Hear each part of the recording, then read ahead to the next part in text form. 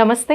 Welcome to Suman TV. నేను మీ యామిని. ప్రస్తుతం మనతో ఉన్నారు ప్రముఖ ఆధ్యాత్మికవేత్త, ప్రముఖ జ్యోతిష వాస్తు పండితులు సుభాష్ శర్మ గారు ఉన్నారు. వారితో మాట్లాడదాం. నమస్కారం గురుగారు. శ్రీమాత్రే నమః. గురుగారు, మనకి ఈ నెల శ్యామలాదేవి అమ్మవారి నవరాత్రులు స్టార్ట్ అవుతున్నాయి కదండి. అలానే వీటిని గుప్త నవరాత్రులు కూడా ఉంటున్నారు. సో అసలు ఏ విధంగా మనని ఆరాధించాలి, అలానే వీటికి సంబంధించిన నియమాలు ఏంటండి? సిఎంఆర్ ఫ్యామిలీ మాల్ ఇప్పుడు మన కేపీహెచ్బిలో ఫిబ్రవరి 10వ తేదీన ప్రముఖ నటి శ్రీలీల గారిచే ఘన ప్రారంభం. తప్పకుండా తెలియజేస్తున్నాము. ముందుగా ప్రేక్షకులందరికీ శ్రీమాత్రే నమః, శ్రీ గురుభ్యో నమః. ఓం మాతా మరకతశ్యామ మాతంగి మదశాలిని కుర్యాత్ కటాక్షం కళ్యాణి కదంబ వనవాసిని. నవరాత్రులు అనేటటువంటివి మనకు ప్రధానంగా 4 నవరాత్రులు ఉంటాయి. ఒకటి శ్యామలా నవరాత్రులు, 2 వారాహి నవరాత్రులు, 3 దేవీ నవరాత్రులు, అలాగే 4వ నవరాత్రులు ఏంటి అంటే గనక దానిని మహానవరాత్రులు అని కూడా అంటూ ఉంటారు. 4 రకాలైనటువంటి నవరాత్రులు ఉంటూ ఉంటాయి. దీనిలో ప్రధానంగా మన భారతదేశంలో చెప్పుకోదగ్గటువంటి నవరాత్రులు దేవీ నవరాత్రులు చాలా ఘనంగా జరుగుతాయి. కానీ మీరన్నట్టుగా ఇప్పుడు మనం మాఘమాసంలో జరుపుకునేటటువంటి నవరాత్రులు గుప్త నవరాత్రులు అని అంటాం. గుప్త నవరాత్రులు అంటే ఏంటి అంటే కేవలము ఎవరికీ తెలియకుండా ఇంటిల్లిపాది మాత్రమే చేసుకునేటటువంటిది, ఇంట్లో రహస్యంగా ఆచరించేటటువంటి విధానమే గుప్త నవరాత్రులు అని అమ్మవారికి పేరు. ఈ అమ్మవారు శ్యామల అమ్మవారు ఎవరో కాదు, సాక్షాత్తు సరస్వతీదేవి రూపము కలిగినటువంటి తల్లి. ఆ సరస్వతీదేవికి మరొక అవతారమే శ్యామల అమ్మవారు. ఈ అమ్మవారిని కనుక మనం తీక్షణంగా చూసినట్టయితే మనకు వీణతో ఉన్నటువంటి అమ్మవార్లు ఇద్దరే కనిపిస్తారు. ఒకటి శ్యామలాదేవి, రెండవది సరస్వతీదేవి. వీరిద్దరికి మాత్రమే వీణానాదం అనేటటువంటిది కనిపిస్తూ ఉంటుంది. అందులోనూ మనం మాఘమాసంలోనే వసంత పంచమి రావడం జరుగుతూ ఉంటుంది.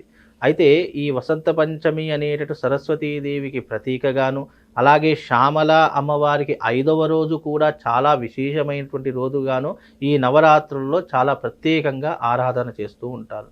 అయితే ఈ యొక్క శ్యామల అమ్మవారి యొక్క నవరాత్రులు అనేటటువంటివి చాలా విశేషంగా కూడినటువంటివి.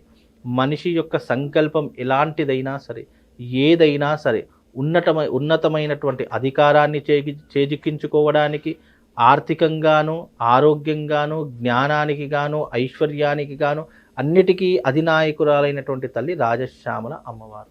ఈ అమ్మవారిని ఉపాసించిన, అమ్మవారిని ధ్యానించిన, అమ్మవారి యొక్క నవరాత్రులు చేసుకున్న అద్భుతమైనటువంటి పరిస్థితులు ఆ మనిషికి, ఆ యొక్క వ్యక్తికి ఏర్పడేటటువంటి అవకాశము ఈ యొక్క నవరాత్రులకు చాలా ప్రత్యేకంగా ఉంటుంది.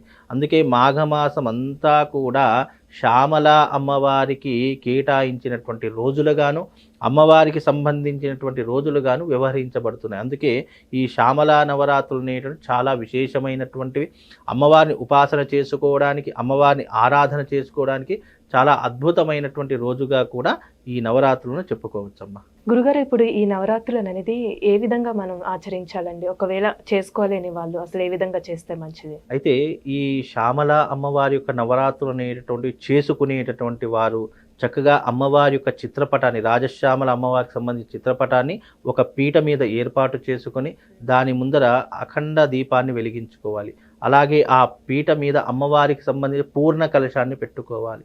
ఆ పూర్ణ కలశాన్నే అమ్మవారి యొక్క స్వరూపంగా భావన చేసుకొని ఆ పూర్ణ కలశానికి ఆ అమ్మవారికి సంబంధించినటువంటి విధానము అంటే షోడశోపచార పూజ, చక్కగా అమ్మవారి యొక్క అష్టోత్తరము, అలాగే అమ్మవారి యొక్క శ్యామల దండకము, ఇవన్నీ కూడా చదువుకుంటూ అమ్మవారిని ఆరాధన చేస్తూ ఉండాలి.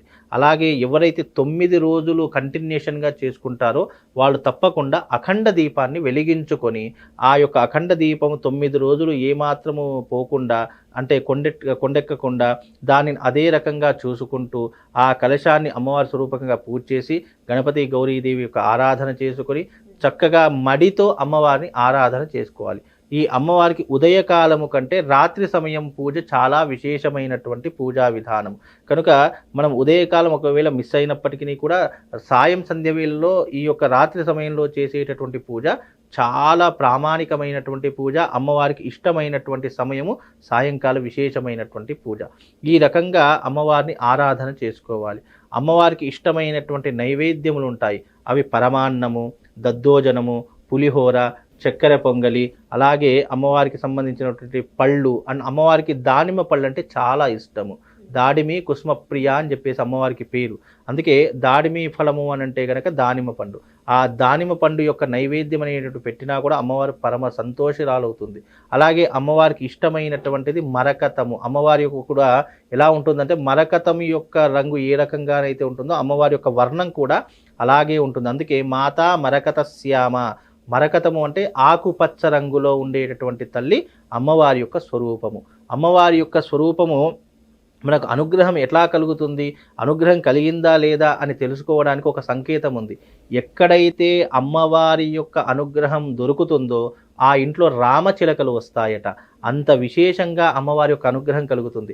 ఎక్కడైతే అమ్మవారి యొక్క ఆరాధన విశేషంగా జరుగుతుందో ఆ ఇంట్లో రామచిలకలు వచ్చి అమ్మవారి పూజ జరుగుతున్నంతసేపు అక్కడ కూర్చొని మళ్ళీ రామచిలకలు వెళ్ళిపోతాయంట. అందుకే అమ్మవారి యొక్క ఆరాధన జరిగింది, మనకు అనుగ్రహం దొరికింది అంటే సంకేతం ఏంటంటే రామచిలకలు వస్తూ ఉంటాయి. కాబట్టి ఈ విశేషమైనటువంటి విధానం చాలా అలవాటు ఉన్నటువంటి వాళ్ళు చేసుకుంటారు.